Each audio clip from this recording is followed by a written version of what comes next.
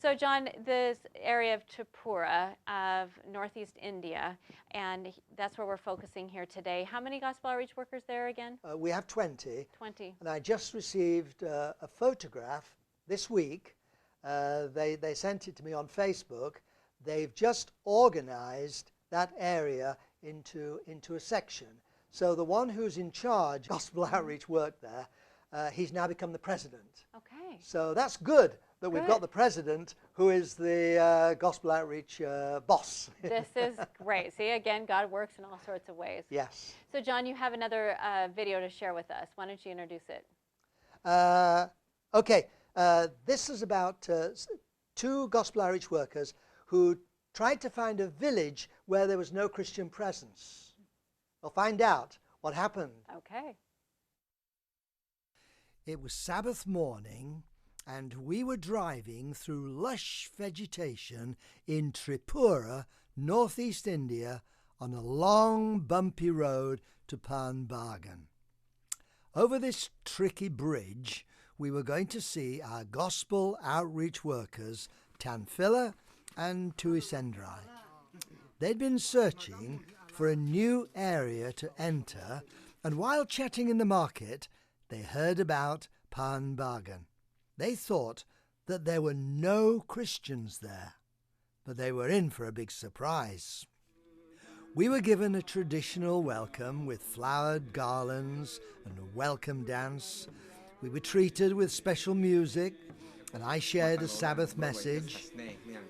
We were in a makeshift worship shelter, and our neighbours were extremely interested. After examining our baptismal candidates, we were off to the local pond where there was already a little activity.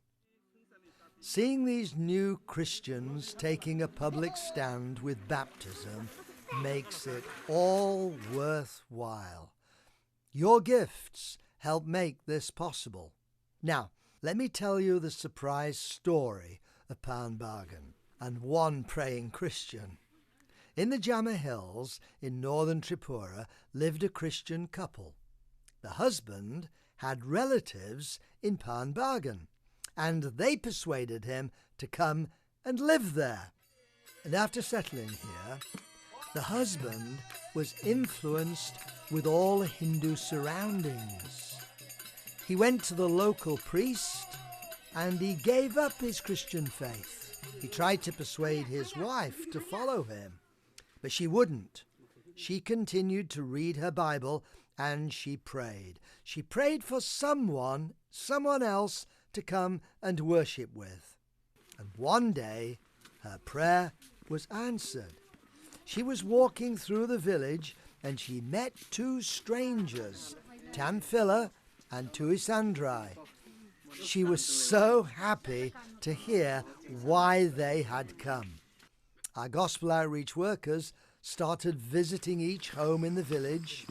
They've just finished a series of meetings and 18 were baptized. Our one faithful Christian believer has had her prayer answered. But, would you believe it, her husband was one of those being baptized today. After studying with our workers, he made a decision to burn his old gods and start a new life with his faithful Christian wife. These are just the first fruits. This lady missed the baptism today because she was in hospital having a baby. This believer just delivered her baby.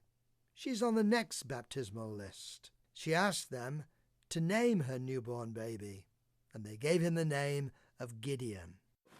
When they come, that child was born, so they named him. They give him name. Gideon. And they gave him the name Gideon. Yes. The boy. Very nice. Well, Gideon's faithful few in Panbagan have now joined our one lonely Christian to hold up a light in Tripura, India. Please join them as we pray for God's Spirit to do his work.